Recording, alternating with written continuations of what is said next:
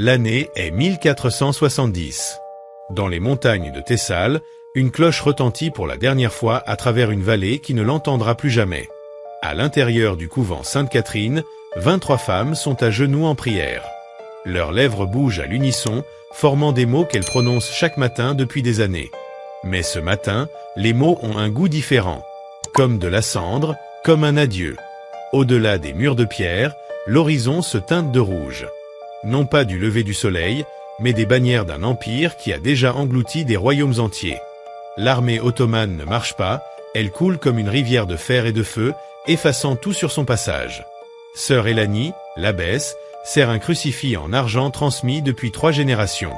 Ses mains tremblent, mais pas de peur. Elle sait ce qui approche. Elles le savent toutes. Ce qu'elles ne peuvent imaginer, ce que personne ne pourrait prévoir, c'est que la mort aurait été une forme de répit. Ce qui se passe ensuite n'est écrit dans aucun manuel d'histoire. Cela a été enterré, effacé, caché sous des siècles de silence, jusqu'à maintenant. Ce que les Ottomans ont fait à ces femmes n'était pas seulement une conquête. C'était quelque chose de bien plus calculé, une méthode que les historiens ne commencent à découvrir que maintenant. La question n'est pas de savoir si vous pouvez supporter la vérité. C'est de savoir si vous êtes prêt à vous en souvenir. Si vous vous êtes déjà demandé pourquoi certaines histoires disparaissent de l'histoire tandis que d'autres se répètent, vous êtes au bon endroit. Ici, sur Crimson Historian, nous explorons les archives oubliées du monde. Lettres de missionnaires, registres de l'État ottoman, témoignages cachés dans les archives du Vatican. Chaque vue, chaque like, chaque abonnement nous aide à tirer une voix de l'obscurité.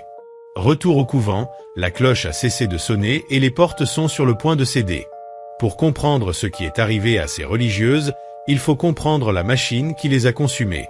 17 ans plus tôt, en 1453, Constantinople était tombée. La perle de la chrétienté, la ville qui avait résisté plus de 1000 ans, disparut en 53 jours de canons et de sang. La Sainte-Sophie, autrefois la plus grande cathédrale du monde, fut dépouillée de ses croix en quelques heures. Ses mosaïques furent recouvertes, ses cloches fondues.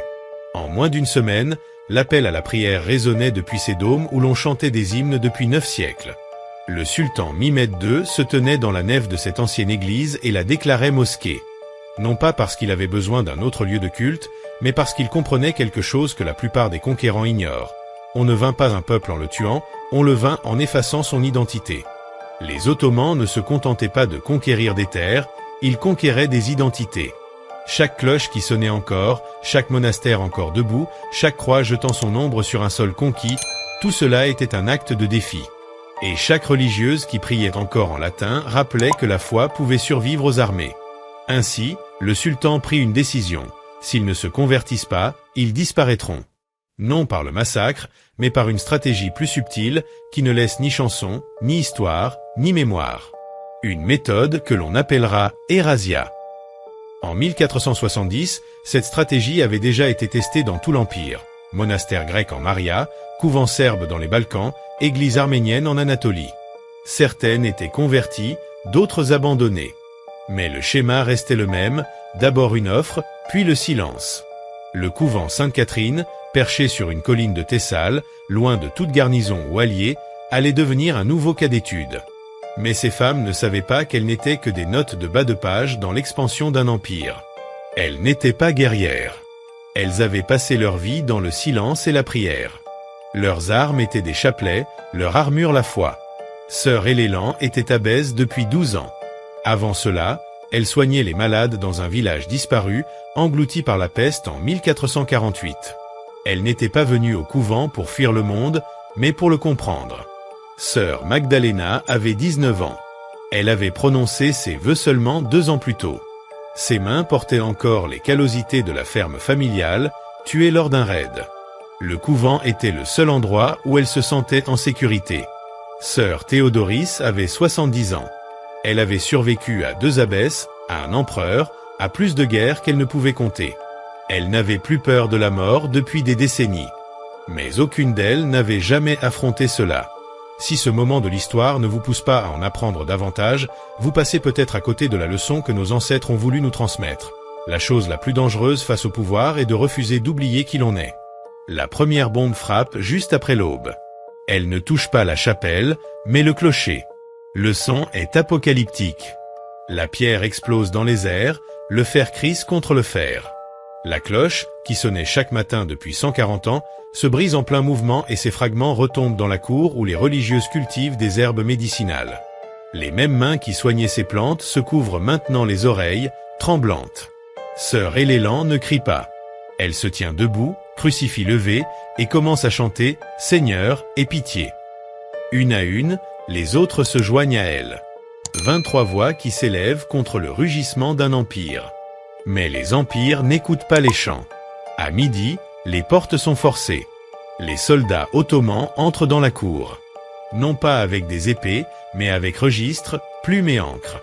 Ils avancent comme des comptables, pas comme des conquérants. Pour eux, ces femmes ne sont pas des personnes, mais des documents à cataloguer. Un traducteur grec, qui a autrefois vécu dans ces collines, s'avance. Sa voix tremble alors qu'il lit un décret. Par ordre du sultan Mehmed II, tous les sujets des territoires conquis doivent se soumettre à l'autorité suprême. Ceux qui se convertissent seront protégés. Ceux qui refusent feront face aux conséquences. Sœur Élanie s'avance. Son visage est calme, presque serein. Elle parle au traducteur en grec, d'une voix claire que tous comprennent. Dites à votre sultan que nous avons déjà donné nos vies à un roi. Nous n'avons rien de plus à offrir. Lors de la campagne, il ne répond pas avec colère. Il réagit par un sourire glaçant, car il sait quelque chose que les religieuses ne comprennent pas encore. Les Ottomans ont perfectionné l'art de briser les gens sans les tuer. Cette nuit-là, les femmes sont enfermées dans leur propre chapelle, sans nourriture ni eau, plongées dans l'obscurité, tandis que les soldats rient et mangent dehors, attendant de voir qui cédera en premier. 2 jeunes religieuses de Corinthe se mettent à pleurer, mais sœur Magdalena, à peine âgée de 20 ans, commence à murmurer un psaume. « Le Seigneur est mon berger, je ne manquerai de rien ». Puis un autre, et encore un autre, peu à peu, les pleurs s'arrêtent. C'est à ce moment que les Ottomans les ont sous-estimés. Ces femmes avaient passé leur vie à se préparer à la souffrance. Jeûne, veille dans le froid, heure de silence, soumission à quelque chose de plus grand qu'elles. Ce que les soldats considéraient comme de la torture, les religieuses le vivaient comme une discipline quotidienne. Hassan Pacha, patient, observe et se rappelle de précédentes expériences dans d'autres régions. Il a écrit une fois au sultan « La foi est comme une bougie, elle brille le plus avant de s'éteindre ». Il est sur le point de tester cette théorie. Le 2e jour, un serviteur apporte pain et eau, mais les religieuses refusent de toucher à la nourriture. Le 3e jour, les lèvres gercées et les mains tremblantes, elles tiennent bon. Hassan Pacha, dans la cour, est à la fois impressionné et frustré, et pour un instant, un respect naît sur son visage. Le 3e jour encore, Hassan lui-même se présente et offre protection et nouvelle vie, mais les religieuses choisissent de marcher, fières et silencieuses. La nuit suivante, elles chantent un hymne qu'elles chantaient aux vêpres, leur voix traversant les murs de la chapelle. Le 4e jour à l'aube, 23 femmes, mains liées, marchent vers la côte, sans char ni cheval, seulement la poussière et le soleil. Certaines tombent en route, d'autres s'arrêtent et refusent de continuer, mais la majorité avance, silencieuse, déterminée. Leur voix et prière, leur courage, transforment leur souffrance en force. À leur arrivée au port de Volo, elles sont embarquées sur une galère, une imposante navire de guerre avec chaînes et bancs de bois, conçu pour le contrôle et la discipline, mais leur esprit reste intact, indomptable, malgré les épreuves. En 1987, un manifeste de navires découvert au musée Topkapi d'Istanbul répertorie les captifs religieux non par leur nom, mais par numéro. Femmes, 18 ans, destinées à la maison impériale pour le service domestique et la conversion. Le mot « service » prend ici tout son poids. Le voyage dure 12 jours, la mer est impitoyable, les tempêtes fouettent le pont, l'écume brûle leurs lèvres gercées. Les femmes, qui n'ont jamais vu l'océan, vomissent jusqu'à n'avoir plus rien. La plus jeune, sœur Magdalena, murmure des psaumes la nuit, sa voix à peine audible par-dessus le fracas des vagues. D'autres prisonniers, grecs, serbes, italiens, hommes et femmes enchaînés, se tournent pour écouter. Un instant, la mer semble suspendre son souffle. En entrant dans le Bosphore, elles aperçoivent Constantinople, dômes, minarets, murs à perte de vue, la ville brille à l'aube comme une lame. Des siècles durant, elle fut la ville, désir du monde, mais elle deviendra leur cage. Au port, elle traverse des rues étroites bordées de marchands, de soldats et d'esclaves. Les passants s'arrêtent à les regarder. Des religieuses chrétiennes parmi les captifs sont rares, même dans un empire fondé sur la conquête. Elle passe devant les murs anciens, le quartier impérial, des jardins où chantent les fontaines et crient les paons, et, à l'ombre de Sainte-Sophie, grande église devenue mosquée, elles sont contraintes de s'arrêter, de s'agenouiller. Quand l'appel à la prière résonne, l'une murmure « Nous sommes chez nous, mais ce n'est plus notre maison ». Conduite au palais, elle ne voit pas les grandes salles ni les cours où déambulent ambassadeurs et conseillers. Elles descendent des escaliers de pierre en spirale, dans des tunnels humides et oubliés, jusqu'à un lieu qui n'existe officiellement pas. Sous le palais, un réseau de tunnels inconnus des touristes relie des pièces de stockage, des quartiers de serviteurs et des corridors oubliés.